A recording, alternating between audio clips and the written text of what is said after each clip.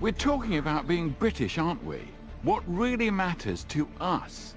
Fair play? Roast beef? The Queen? Yeah, okay. But I'd like to nominate something quite different, something I've loved all my life, and it's celebrating its 75th birthday. It's the most wonderful, the most beautiful, greatest aircraft in the world. It is, of course, the Spitfire. Oh, God, a victory roll. But our story isn't just about a plane, it's about people. The men and women who've loved this thing for 3/4 of a century. It was the nearest thing to flying oneself. You went into combat daily with it together. The people who gave the Spitfire its soul. My Spitfire and me. Ordinary people who did the most extraordinary things. Anything that moved short of a horse was an enemy. Then you would have done the same. First you hear it, then you feel it. It's so exciting! And does it matter if it's British? Of course it does!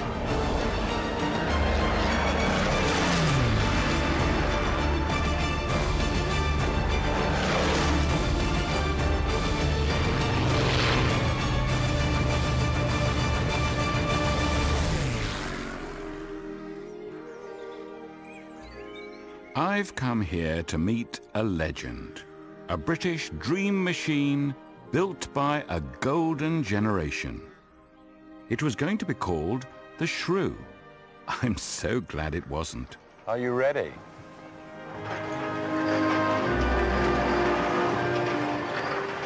Fantastic.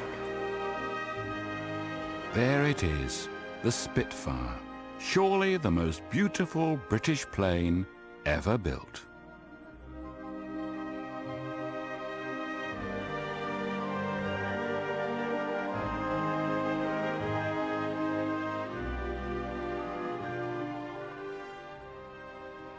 The Spitfire looks so beautiful because it was designed for a purpose, a brutal purpose. Brutal and absolutely straightforward and horrible. It had to go at great speed and then bring all the force of its machine guns and cannon onto the enemy aircraft. The key point about the Spitfire, as far as I'm concerned, is it's got this absolute purity of design. And that's why it's so beautiful. But beauty is only skin deep. I want to get to the heart of the Spitfire story. And this particular Mark 9 Spitfire is going to be my guide. I want to tell the story about this particular Spitfire, the MH434. What did it do in the war? Where did it fly to? And who flew it? And what about all those people whose lives were changed by the Spitfire? The tens of thousands of people who not only liked this plane, they loved it.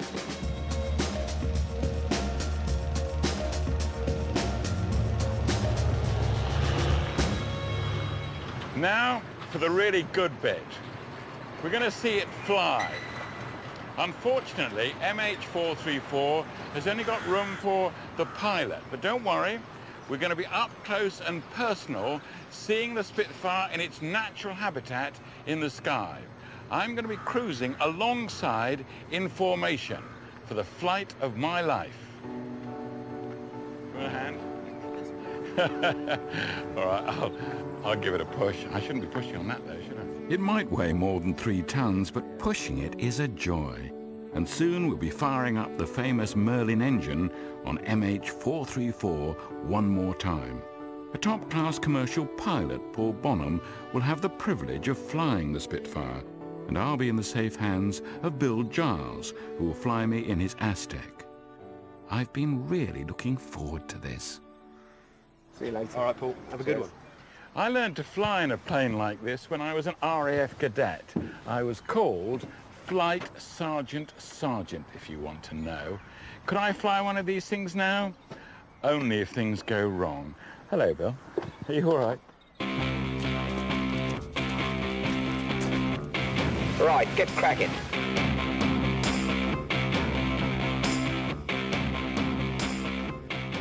Prepare for a great journey into the past.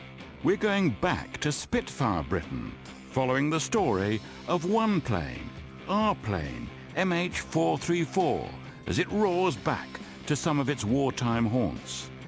First, we're heading west to the Castle Bromwich factory, where our plane was built in 1943. Then we're off to Hornchurch in Essex, where MH434 took off over 90 times to defend Britain against the Luftwaffe. We'll soar over parts of the most stunning coastline to revisit this Spitfire's battlefield in the sky. And best of all, we'll be meeting some incredible people, the few remaining voices from Generation Spitfire.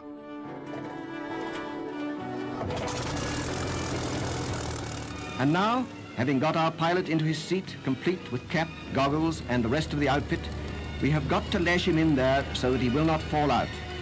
Wouldn't you hate to be in a straight waistcoat of this kind?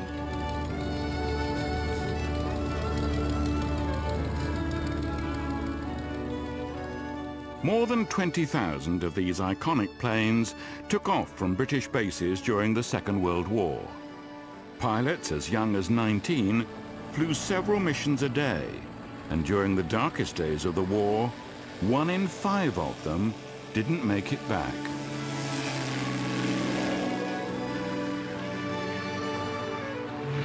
Now the take-off. Throttle right forward. Stick central. Ease her off the ground. Back with the throttle to normal boost.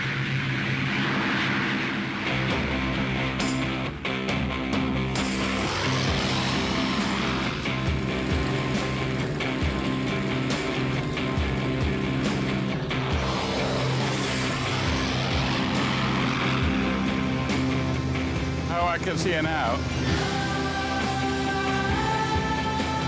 Wow, that is something, isn't it?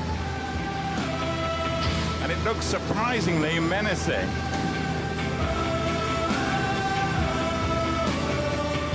It looks like that sort of shark with wings on. Blimey. Oh, it looks terrific. It really does. And Scott, are you enjoying your trip? Absolutely fantastic. You look marvellous. I don't mean you personally, but you and the plane. No, I think I'm just a spare part. I think the aeroplane is the best thing. This is what it'd be like if you were in a Messerschmitt and the Spitfire started to come in and attack you. I can't see anything now. I think I'd have already been shot down if this was in real life. I can't see him. Where is he? Where is that Spitfire? I'm sure he was somewhere.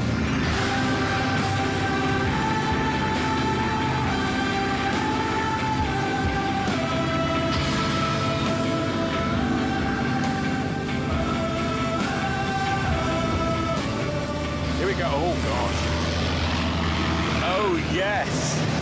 Right. He swept right past us. Fantastic. Now, he could have riddled us with bullets. I bet he would have wanted to, but anyway, we've tried to say no to that. But isn't that wonderful? That's where you want to see a Spitfire, don't you? In the sky, not on the ground, not in some museum, flying there in the sky where it should do.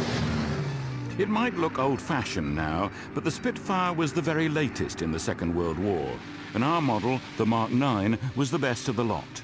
Its top speed was over 400 miles an hour. It could operate at higher than 40,000 feet. Its 2 20mm cannons and 4 machine guns were fierce enough to bring down the mightiest planes in the Luftwaffe's arsenal. The stakes couldn't have been higher. Tens of thousands of British civilians and hundreds of fighter pilots were killed during the war.